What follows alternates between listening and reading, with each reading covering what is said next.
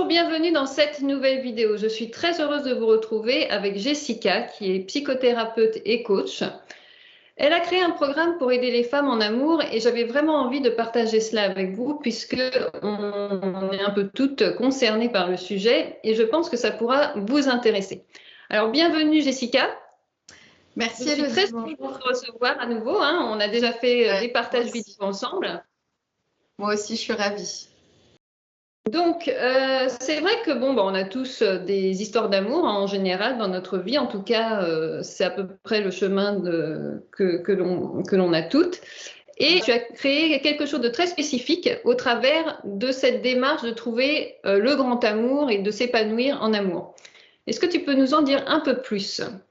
Oui, eh bien, effectivement, je me suis spécialisée. En fait, là, c'est très récent. Ça fait quelques mois que je m'occupe plus du tout de tous les sujets divers et variés qu'on pouvait m'amener avant en séance et que je m'occupe spécifiquement des femmes, entre guillemets, malheureuses en amour parce que c'est une thématique qui me touche beaucoup.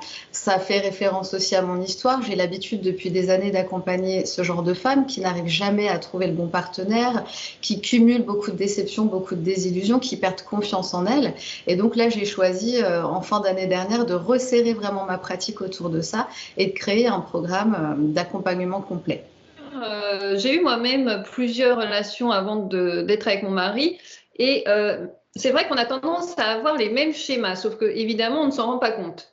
Et toi, dans ton histoire personnelle, est-ce que c'est quelque chose que tu as connu ? Oula, ah oui, les schémas répétitifs qui n'en finissent pas, bien sûr, bah oui, comme tout le monde, sinon c'est pas drôle. Donc oui, moi j'avais plein de schémas différents avec les hommes. On va pas les détailler ici, mais il y en avait plusieurs. Et celui qui revenait le plus, c'était surtout d'être maltraité, plutôt psychologiquement, d'être malmené, de tolérer beaucoup de choses en fait, parce que j'avais pas assez d'amour pour moi, pas assez d'estime, et que j'étais beaucoup dans l'abus. Eh bien, mon schéma, c'était d'attirer à moi des partenaires qui ne m'honoraient pas, parce que moi je m'honorais pas non plus. Et je répétais ça sans arrêt, et j'étais tout le temps malheureuse, quoi. Et toi, moi, c'était quoi ton schéma? ça m'est arrivé, oui, aussi. Et c'est vrai qu'on ne s'en rend pas compte tout de suite. Il faut déjà une démarche personnelle pour s'en rendre compte, parce qu'on fait une rencontre, voilà, il y a une histoire d'amour, une rupture, et puis on a l'impression qu'on ne va pas s'en remettre, et puis ainsi de suite, ainsi de suite. Après, selon les personnes, il y en aura plusieurs avant de trouver justement l'âme sœur, la personne avec qui on va passer le reste de sa vie. Mais c'est vrai qu'on a beaucoup de mal finalement à se rendre compte de nos schémas répétitifs et qui sont souvent dus, je pense, à des blessures. Je ne sais pas comment tu appelles ça, soit un désamour de soi-même, soit des blessures. Je suppose que tu traites tout ça dans ton programme. Oui, c'est lié à plein de choses. Ça fait toujours référence à notre histoire personnelle et aux blessures affectives qu'on a pu vivre, aux blessures émotionnelles qu'on a pu vivre tout au long de notre construction. C'est aussi quel point de référence on a, quel système de croyance on a construit au sujet des hommes, au sujet du couple et au sujet de notre place à nous également au sein d'un couple. Ça a à voir avec aussi toutes les influences qu'on peut rencontrer quand on grandit. Ça a à voir avec vraiment des blessures très profondes aussi d'abus. Ça, j'insiste beaucoup sur les abus. C'est un truc que j'ai vraiment beaucoup développé dans le programme parce que on porte tous et toutes en fait des empreintes d'abus sans le savoir. Et bien souvent, quand on parle des abus, les gens pensent qu'on fait tout de suite référence aux abus sexuels, aux agressions sexuelles. Mais il y a toutes sortes d'abus en fait que l'on vit au cours de notre vie et sans le savoir, on garde ça, c'est engrammé en nous. Et en fait, quand on a vécu l'abus, on continue à s'abuser nous-mêmes. Ce qui fait qu'on va aller vers des situations, vers des partenaires qui ne nous conviennent absolument pas, voire qui nous font du mal, qui nous font souffrir.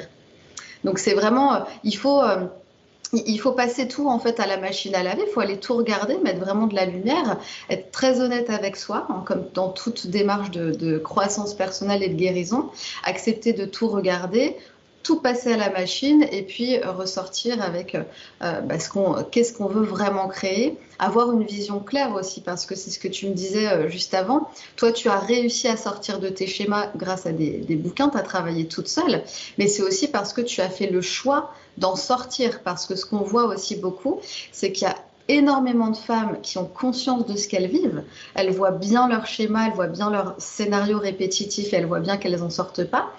mais il n'y a pas ce choix derrière. Dès qu'on fait un choix vraiment conscient, décidé et volontaire, on va trouver les ressources intérieures pour venir libérer ce qu'il faut libérer en fait. Oui, donc il faut vraiment être dans un schéma d'action. Il faut se prendre en charge, on se prend en main. Charge, bien sûr, oui, oui, c'est l'autoresponsabilité toujours. C'est de sortir de ce statut de victime. Ça, je le vois énormément, évidemment. Maintenant que je fais uniquement ce domaine-là, les femmes se croient énormément victimes. Victimes des hommes, victimes des hommes qui sont comme ci, comme ça, qui sont pas fidèles, qui sont pas engagés, victimes de toutes leurs relations. Mais au bout d'un moment, quand on tourne en rond, il faut juste devenir responsable, se dire, OK, et si j'étais pas victime là-dedans? Si je pouvais récupérer ma puissance et devenir responsable et voir comment je co-crée tout ça, comment je co-construis ces histoires-là, pourquoi j'y vais, qu'est-ce qui fait qu'à l'intérieur de moi, il y a un truc qui fait que j'attire à moi toujours le même genre d'homme et que je revis, que je reboucle dans les mêmes situations, ben là, c'est le début du changement parce qu'on se prend en charge. Hein, donc c'est vraiment l'invitation, là aussi, c'est de se dire, ben, si vous vivez, mesdames, toujours les mêmes schémas et que vous vous sentez vraiment victime, impuissante et que vous tournez en boucle là-dedans, mais peut-être qu'il y a une autre vision des choses à avoir pour amorcer le changement. Donc on est bien d'accord que ton approche, c'est vraiment pour trouver la bonne personne, l'homme de sa vie. Ce n'est pas quand on est déjà en couple et comment on va améliorer son couple. C'est vraiment, voilà, on a le but de trouver l'homme de sa vie. Oui, alors en fait, il y a deux parties. C'est vrai que dans le programme, il y a aussi certaines de mes clientes qui sont rentrées et qui sont déjà en couple parce qu'il y a toute cette partie de guérison intérieure. Hein. On va se déprogrammer, reprogrammer, c'est-à-dire vraiment sortir des schémas amoureux parce que parfois, même en couple, on est amoureux, on est bien, mais dans la balance, il y a toujours un déséquilibre parce qu'on rejoue sans arrêt nos blessures, nos anciens mécanismes. Et là, c'est intéressant aussi de venir déverrouiller tout ça, de venir libérer tout ça pour vivre mieux avec son partenaire si on n'a pas envie d'en changer. Donc il y a quand même des femmes qui sont déjà en couple qui sont dans ce programme, mais à la base, il a surtout été construit pour les femmes qui n'ont aucune confiance en elles. Ça, je connais très bien. Pour les femmes qui cumulent les déceptions amoureuses, qui sont célibataires depuis longtemps et qui ne s'en sortent pas et qui ne comprennent pas pourquoi et qui voudraient vraiment, qui aspirent vraiment à rencontrer la bonne personne, le bon partenaire. Parce que, j'insiste aussi là-dessus, on n'est pas obligé d'être en couple pour être heureuse et accomplie. Hein. Ce programme, il s'adresse aux femmes pour qui c'est important de vivre une belle histoire. On n'a pas toutes les mêmes envies, pas toutes les mêmes ambitions, et puis en fonction de l'étape de vie dans laquelle on est, ça change aussi. Non, c'est vrai que on a vraiment besoin de reprendre confiance en soi. On revient toujours à cette notion de confiance en soi. Et donc, même au travers de notre couple, de la façon dont on va aborder les hommes, dont on va se voir dans les yeux des hommes, etc., c'est qu'en fait, on est très facilement insatisfait. On est de plus en plus insatisfait, non, tu crois pas? Ah oui, insatisfaction chronique, oui, c'est un fait, hein, c'est réel. Et puis, en fonction de l'endroit où on vit aussi, ça se vérifie. Enfin, moi, je fais toujours le parallèle avec, par exemple, la vie à Paris ou dans les grandes villes, et puis la vie quand on est un petit peu plus retiré, dans un petit truc, un environnement plus calme. C'est pas les mêmes ambiances. Ça dépend de l'âge qu'on a, ça dépend des conditionnements qu'on a reçus, mais c'est sûr que l'époque, elle n'est pas aidante. Alors ça fait partie des objections principales, justement, quand je discute avec les femmes. Elles me disent toutes, les hommes, bien, ils sont tous pris, c'est difficile de rencontrer quelqu'un. Et les hommes disent ça aussi, d'ailleurs. Hein. C'est difficile de rencontrer quelqu'un aujourd'hui. Sur les sites, les gens sont pas sérieux. Il y a tout un tas d'objections, mais en réalité, ça dépend à quoi on veut croire. Parce qu'il y a toute une catégorie de personnes, effectivement, femmes et hommes confondus, qui sont pas sérieux, qui veulent pas s'engager, qui sont pas fidèles et qui consomment, hein, la relation Kleenex qu'on connaît bien. Mais il y a aussi toute une autre catégorie d'hommes et de femmes qui sont hyper sérieux, hyper engagés, hyper investis, qui veulent une vraie histoire d'amour, qui veulent aussi éventuellement construire une famille, et ils existent, ils sont là. Hein, donc c'est deux paradigmes différents, et c'est ce que je dis tout le temps à mes clientes, se débrancher du paradigme qui nous fait souffrir, c'est-à-dire si tu veux vivre une belle histoire d'amour et que tu es quand même branché à ce truc de ça n'existe plus, les hommes sont pas investis et puis les belles histoires n'existent plus, débranche-toi de ça et viens te brancher à un autre paradigme, une autre réalité pour justement vibratoirement aussi et naturellement pouvoir attirer ce genre d'homme. Moi, cette transformation, je l'ai vécue personnellement. Et je le vois chez toutes mes clients. C'est-à-dire que quand on fait un switch total sur nos systèmes de croyances, nos points de référence, qu'on libère toutes les blessures justement d'abus, de trahison, toutes les déceptions amoureuses qu'on a pu vivre et qui nous ont fait perdre des plumes et qui ont laissé tout un tas de traces, on libère tout ça. On change notre système de croyances et on commence à programmer notre inconscient pour détecter d'autres personnes, pour voir d'autres personnes. Et c'est vraiment ce qui se passe. C'est-à-dire que d'un coup, il y a une autre catégorie d'hommes qui arrivent, que ce soit dans la rue, sur un site internet, au travail, n'importe où, mais on va commencer à attirer d'autres personnes. Et c'est ça, en fait, ce qu'il faut comprendre, c'est qu'il n'y a rien de magique là-dedans. C'est juste quand tu changes ta programmation, quand tu changes des tas de trucs à l'intérieur de toi, eh bien, tu te mets en disponibilité, tu es disposé, ton inconscient va repérer les bonnes personnes, en fait, parce que tu réinformes ton inconscient, et donc lui, c'est un détecteur, et ben, il va chercher ceux avec quoi tu l'as programmé. Oui, et pour ta propre histoire, justement, tu as rencontré ton mari dans la rue. Oui. Tout à fait. Oui, mais justement, j'aime bien me servir de cet exemple et j'en ai plein d'autres parce que, encore une objection, c'est dur de rencontrer quelqu'un. Mais voilà, ça dépend de ce que tu crois, ça dépend comment tu vis, ça dépend ce que tu dégages, ça dépend ce que tu mets en place, ça dépend de plein de choses de toute façon. Mais non, les rencontres, elles peuvent se faire vraiment dans la routine du quotidien. Hein, moi, j'en suis l'exemple même, alors que je me suis débattue pendant des années parce que je cherchais l'amour, je voulais vraiment rencontrer, être de nouveau amoureuse et vivre encore une belle histoire d'amour. Je l'avais connue, mais ça faisait 5 ans que j'étais célibataire et ça n'en finissait pas et moi, je voulais retrouver ça. Mais ça ne fonctionnait pas malgré les sorties, malgré tout ce que je pouvais faire, l'exposition, parce que je vibrais le manque à fond, je vibrais les grosses blessures émotionnelles, je cherchais, et en fait, quand tu vibres ça, ce que tu récupères, c'est juste le manque, la pénurie, et tu deviens invisible. Et quand tu commences à te réparer, la magie des rencontres, elle opère partout, et notamment dans la rue. J'ai une sœur aussi qui avait rencontré ils sont plus ensemble, mais ils sont restés plusieurs années ensemble, son compagnon dans les transports en commun. Et j'ai plein de clientes aussi qui me racontent ça.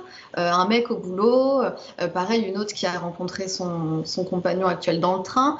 Voilà, on a tendance à chercher partout et à focaliser sur les stratégies de rencontre. En réalité, c'est pas sur les stratégies de rencontre qu'il faut focaliser, c'est sur soi. C'est qu'est-ce qui fait qu'aujourd'hui je suis bloquée dans un célibat qui n'en finit pas? Qu'est-ce qui fait que je rejoue sans cesse les mêmes scénarios? Qu'est-ce qui fait que j'ai aucune confiance en moi et du coup je suis pas disponible et disposée à pouvoir connecter correctement, harmonieusement avec un homme? C'est vers soi qu'il faut se retourner toujours. Et c'est quoi pour toi finalement une bonne rencontre? Une bonne rencontre? Bah écoute, vers quoi il faut aspirer ou ne pas aspirer justement parce que dans l'absolu, comme on dit, on a des schémas qui sont plutôt mauvais en général. Puis la société d'aujourd'hui nous donne une vision de l'amour et du couple très particulière. Comment on peut déceler que c'est finalement qu'on est avec la bonne personne? Alors ça, c'est propre à chacun. C'est pour ça que c'est quelque chose qu'on travaille aussi beaucoup dans le programme, c'est-à-dire revenir à l'essentiel de l'essentiel pour nous, se reconnecter à nos valeurs profondes, à nos valeurs hautes.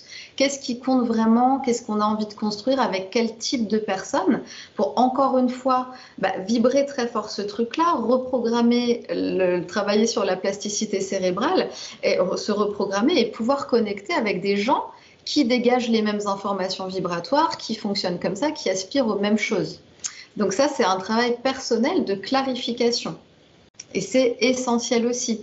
Et moi, ce processus-là, vraiment, il a été trop drôle pour moi. Je ne sais pas si je t'avais raconté l'histoire du végétarisme. Avec mon mari, moi, j'avais fait ce truc-là parce qu'en fait, en réalité, je voulais vivre, je voulais être amoureuse, mais je ne savais pas vraiment avec quel type d'homme, finalement, quand je me suis penchée sur la question. C'est pour ça que, t'attires un peu, c'est la foire-fouille, un peu tout et n'importe qui, quoi. Et quand je me suis vraiment penchée là-dessus, j'ai vu que ce qui n'était plus négociable pour moi, c'était d'avoir un homme, de rencontrer un homme qui s'intéressait déjà à la croissance personnelle, qui était un petit peu là-dedans, dans la psychologie, etc., qui était végétarien, parce que moi, je suis végétarienne depuis que je suis enfant et Et c'était pas un frein jusqu'à maintenant, puisque j'avais des partenaires qui ne l'étaient pas. Et bon, bah, je faisais avec, mais en fait, je me suis rendu compte que je pouvais plus supporter ça, d'avoir quelqu'un qui mange un steak tartare, par exemple, au resto devant moi. Je pouvais plus en fait supporter ça. Donc je voulais voilà quelqu'un qui s'intéresse à la psycho, qui soit végétarien. Et puis quand j'ai fait mon truc, je me suis dit mais ouais mais là en fait je suis en train de faire une commande, mais la réalité c'est pas vraiment ça. Mais en fait si, parce que ces mecs-là, ils existent. Hein. Donc c'est vraiment de se dire qu'est-ce que je veux vraiment, qu'est-ce qui est essentiel, qu'est-ce qui n'est plus négociable. Si tout est possible, si tout est permis là dans le champ quantique vibratoire où il y a toutes les possibilités, mais pourquoi je n'irais pas faire ma commande? Évidemment, il y a toujours des ajustements. Et je vais travailler ça, je vais devenir moi aussi cette personne encore plus. Par exemple, si je veux quelqu'un de bienveillant, je vais regarder si à quel point moi je peux être bienveillante avec moi et avec l'autre. Hein. Ça, c'est des exemples. Mais pour revenir à ce que je te disais, quand j'ai rencontré mon mari, bon bah voilà, sur le papier, tout était parfait, c'est des gros coups de foudre, gros machin, grosse rencontre. Et il me dit, au premier rendez-vous au resto, il me dit, ah bah non, mais moi, parce qu'on parlait de la bouffe, il me dit, ah bah non, moi par contre, je serai jamais végétarien, j'aime trop la viande. Et bon, je me dis, bah merde, ça n'a pas marché. Et puis ce qui s'est passé d'une façon mais extraordinaire, sans que j'ai fait aucun travail sur lui, c'est-à-dire je ne l'ai pas convaincu, je ne l'ai pas travaillé au corps, on en a juste parlé quelques fois, pourquoi moi je suis végétarienne, etc. 3 semaines après, il est devenu spontanément végétarien. Il a complètement arrêté. Il y a un switch qui a opéré en lui, alors certainement qu'il était prêt pour ça, j'en sais rien.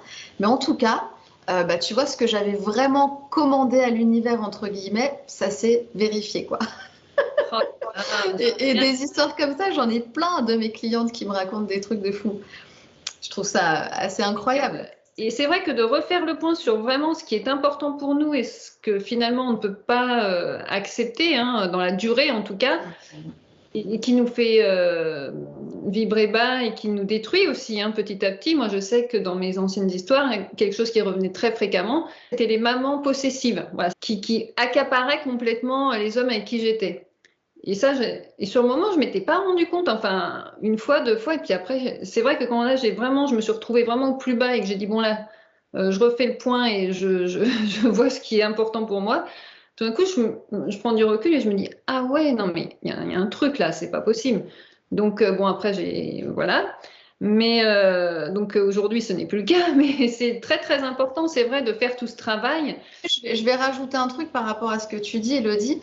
Bien souvent, en fait, le truc, c'est pas si facile que se poser et se dire, bon, bah, ça je veux plus et puis ça je veux. Parce qu'en fait, il y a un manque d'autorisation bien souvent en nous. C'est-à-dire qu'on ne s'autorise pas et on se contente, tu vois. Et tant qu'on n'a pas fait sauter les verrous de ça et qu'on n'est pas prête à recevoir, hein, donc à faire grandir notre recevoir et s'attendre au meilleur parce qu'on est encore conditionné avec des trucs genre, bah non, dans une relation, il faut faire des efforts, il faut se sacrifier, il faut faire des concessions, blablabla. Bla, bla, bla, bah, on reste branché à des possibilités qui sont réduites, tu vois. Et donc, on ne s'autorise pas à affirmer vraiment auprès de nous déjà ce qu'on veut vraiment vivre et avec quel type de personne. Donc là aussi, il y a un vrai travail sous-jacent en fait de nettoyage à opérer, quoi.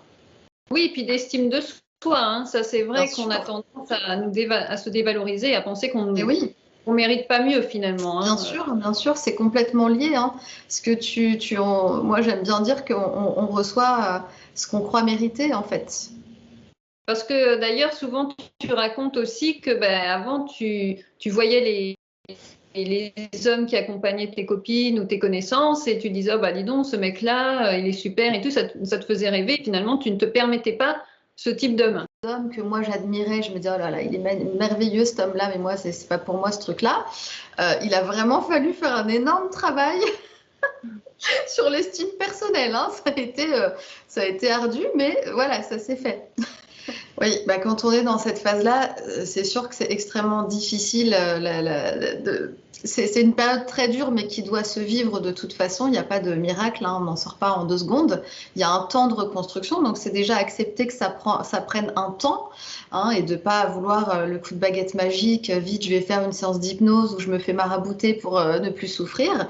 Il y a un sens à la souffrance en fait. Hein, là, ce qu'il faut comprendre, c'est eh bien, pourquoi j'en suis là? Comment, encore une fois, j'ai créé ça?